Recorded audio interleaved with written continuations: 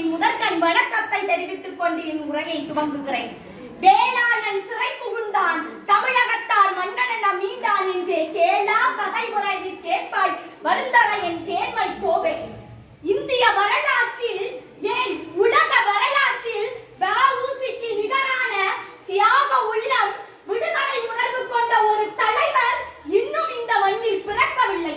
ஆங்கிலேயர் நம்மை வணிகத்தால் ஆட்கொண்ட பொழுது வணிகத்தால் அவரை விரட்டி அடிக்க வந்தால் கப்பலோடு வருவேன், இல்லை என்றால் இந்த வங்க கடலிலே வீழ்ந்து சாவேன் என சூளுரைத்து வெற்றி கண்டவர். நண்பர் சுப்பிரமணிய சிவாவிற்கு அடைக்கலம் கொடுத்தவர். தூத்துக்குடி கோரல் நூற்பாலையின் தொழிலாளர்களுக்காக பாடுபட்டவர்.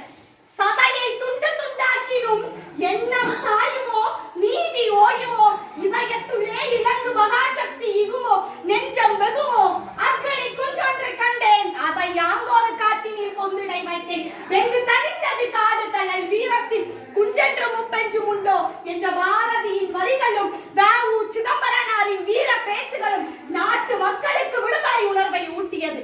இதனை கண்டு மனம் பெறாத ஆங்கில அரசு அவரை சிறையில் அடைத்தது. உலக வரலாற்றிலேயே ஒரு தமிழனின் பேச்சுக்கு 40 ஆண்டு காலம் சிறைவாசம் விதிக்கப்பட்டது என்றால் அது நம்முடைய வ.உ. சிதம்பரனாருக்கு மட்டுமே.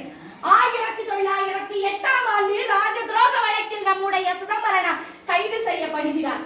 சிறையில் செக்கிழுத்தார், கல்லுடைத்தார், மனித வளத்தை தன் கைகளால் அள்ளினார், சொல்ல முடியாத துயரங்களை அனுபவித்தார். தந்தான் வலது கால் தண்டைகள் எமக்கே என்று நகைச்சுவையாக தன்னுடைய கொடுமைகளை கவிதை தீட்டினார். கை கால்கள் கட்டி காற்று புக முடியாத சிறையில் தன்னுடைய வாழ்க்கையை வாழ்ந்தவர் வ.உ. சிதம்பரனார். சணல் இயந்திரத்தை சுழற்சி அவருடைய கைகளில் இருந்து ரத்தம் கசிந்தது. முக்கணியில் சாரெடுத்து முந்திரி ஏலம் வாதம் அக்காரம் தேன்பால் தட்டுட கக்குமென கேழ்வரகு கூழுண்ட நிலையறியாய் கேளாயோ நின் மலர்ந்த என்று மனைவிக்கு கடிதம் எழுதினார். அறுசுவை உணவு உண்ட அவர் சிறையில் புழுக்கள் நிறைந்த உணவினை உட்கொண்டார். எதற்காக?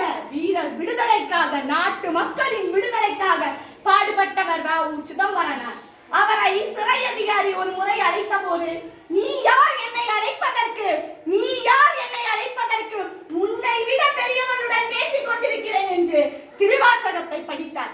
அதீத தமிழ் பற்று உடையவர் நம்முடைய வ.உ. சிதம்பரனார். சிறையில் இவருக்கு நடந்த கொடுமைகளை கண்டு மேலோர்கள் வெஞ்சுரையில் வீழ்ந்து கிடப்பதும் நூலோர்கள் செக்கடியில் நோவதும் காண்கில்லையோ என்ற பாரதி குமுறுகிறார். வ.உ. சிதம்பரனார் பல்வேறு தண்டனைகளை பெற்று நமக்கு வீர சுதந்திரத்தை பெற்று கொடுத்திருக்கிறார். இன்று நாம் சுதந்திர காற்றை சுவாசித்துக் கொண்டிருக்கிறோம் என்றால் அதற்கு காரணம் நம் மண்ணின் மைந்தர் வ.உ. சிதம்பரனார். இவர் சிறைக்காலம் முடிந்து திரும்பும் பொழுது அவரை வரவேற்க 4 நண்பர்கள் மட்டுமே இருந்தனர் என்பது வரலாற்று உண்மை. தன்னுடைய கடைசி காலகட்டத்தை அரிசி விற்றும் மண்ணெண்ணெய் விற்றும் பிழைப்பு நடத்தினார் நம்முடைய வ.உ. சிதம்பரனார்.